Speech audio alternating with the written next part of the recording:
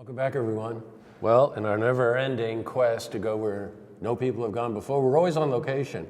So today, in this absolutely stunning older building in Saratoga, we're at the offices of Assemblywoman Carrie Woerner. Welcome back. Thank you, Jesse. It's great to be here. It's always great to see you. It really is. Happy New Year. Oh, same to you.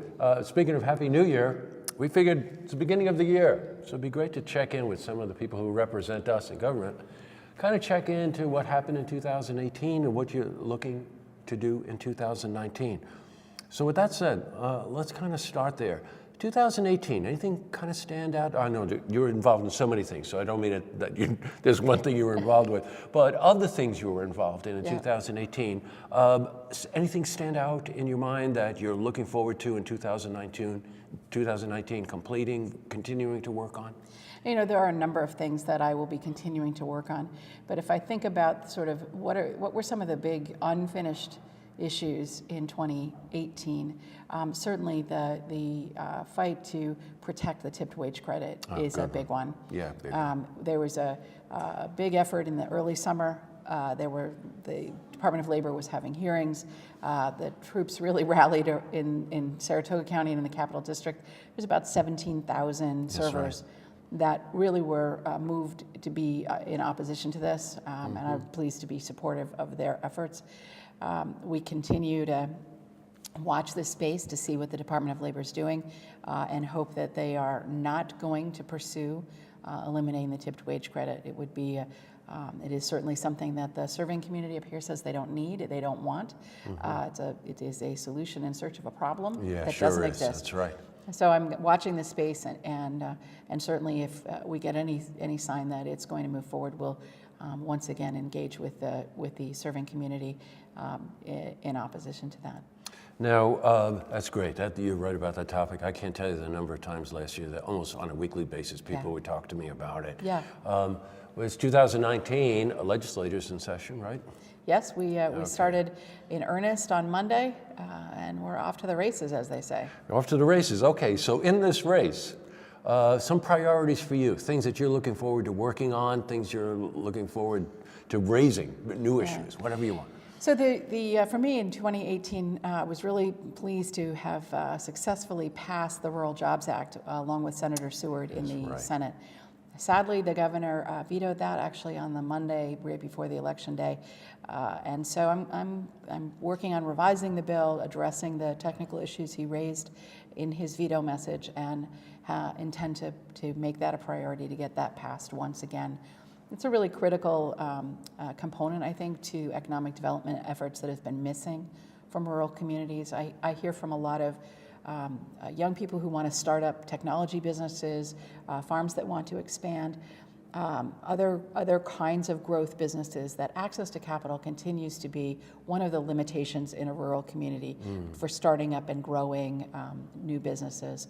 So the Rural Jobs Act creates a public-private partnership fund that would invest strictly in rural businesses, in businesses related to agriculture or agriculture technology. I think it's a very solid concept.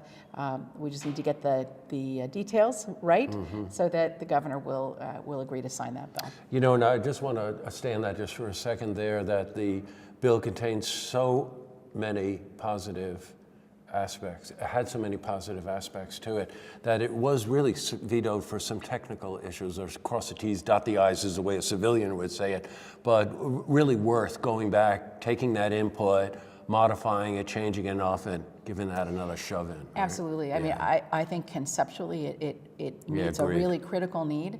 And so when you've got something that meets a critical need, it's worth it. It's worth it to keep at it to try and get it right. Yeah, gotcha. You know, somewhat fairly close to this, in the times that we've spoken, I know that healthcare is high priority for you. Yes. And rural healthcare is something you had mentioned to me that you were going to concentrate on. Absolutely. One of the things that I learned over the course of the summer is, and we've been tracking this for a while, is that in the rural communities, primary care, basic health care like pediatricians, obstetrics and gynecology is really not available.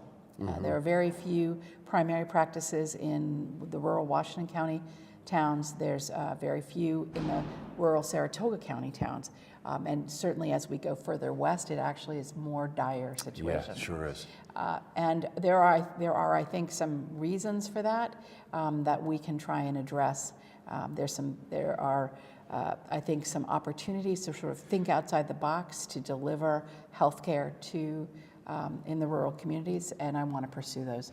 I think it's really important. If we think about how do we repopulate some of our rural communities where people are moving away, where there are fewer young people staying in those communities, one of the things we have to be cognizant of is if there's no basic health care, what's the draw? Yeah, that's right. When it comes, what's the draw? Totally understand. And if you're a young parent, do you want to be in a community where there's no urgent care if your kid breaks his arm or her arm, or there's no medical care close available?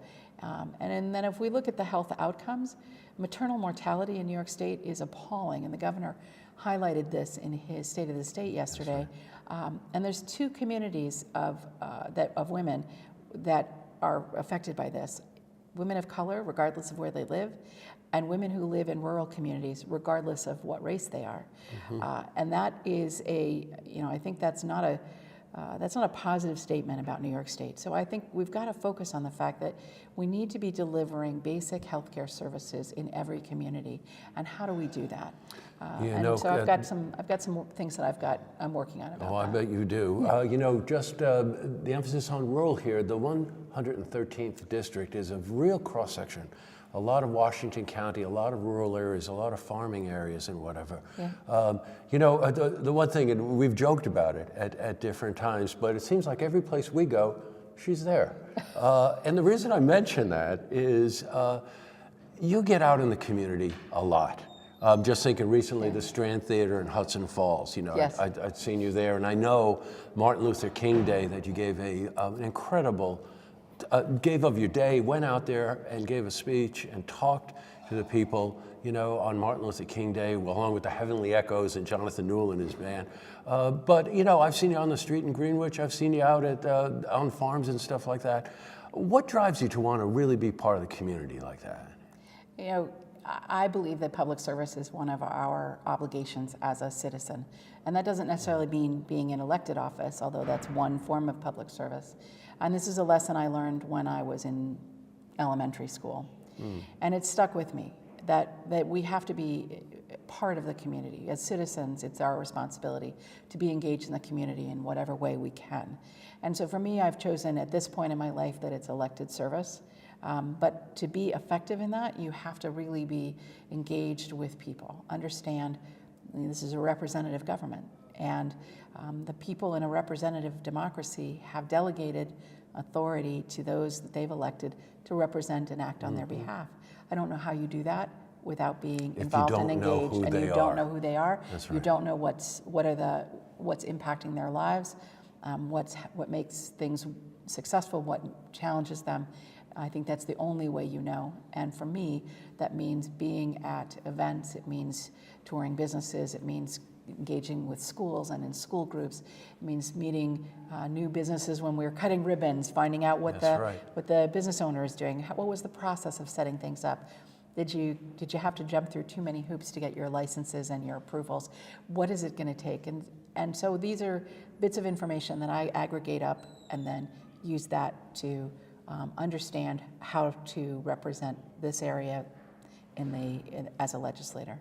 Well, you know what? I can only tell you, in the time that I've known you, you just do it so well that, if you don't understand how all the pieces fit, and they fit together over time, you could be in Hudson Falls at the Strand Theater, but then you might be out with the Agricultural Society out in Washington County, and you realize that there's such connections in a community. Absolutely. Right, and if someone does need a leg up, if somebody does need help, or you spot that in a community they don't have proper health care or job opportunities, but you don't do that by just looking at it on a piece of paper or on a screen. You raise a really good point that I think that one of the ways that I think that I can add some value in a lot of these conversations is that communities are really focused on what do they need to do in their community to be successful. Yes, right. And they do a great job, but oftentimes they may not know that there is an individual who could add to that conversation, who could help guide them or give them some advice, or a different community that has had a similar growth path, and that they may be able to look at them as a model to follow. Mm-hmm. And I think because I travel across 16 communities in this district, I get that kind of bird's eye perspective that enables me to be a connector, mm-hmm. and to just make sure that there is that we see this as a network or a system, mm-hmm. rather than siloed. Sure, it's all interconnected. Yeah. It really is. It's great talking to you. Over the course of 2019, you got to promise to carve us out some time. Absolutely. Because we follow you and we want to know what you're doing, and certainly want the opportunity to sit down and let all of our viewers know, when I see you out and about, what you're doing. Absolutely, Jesse. So happy Happy New to. Year. Happy New Year to you as well. Great to see you, Carrie. Thanks. See this interview again. You can head to our website, looktvonline.com.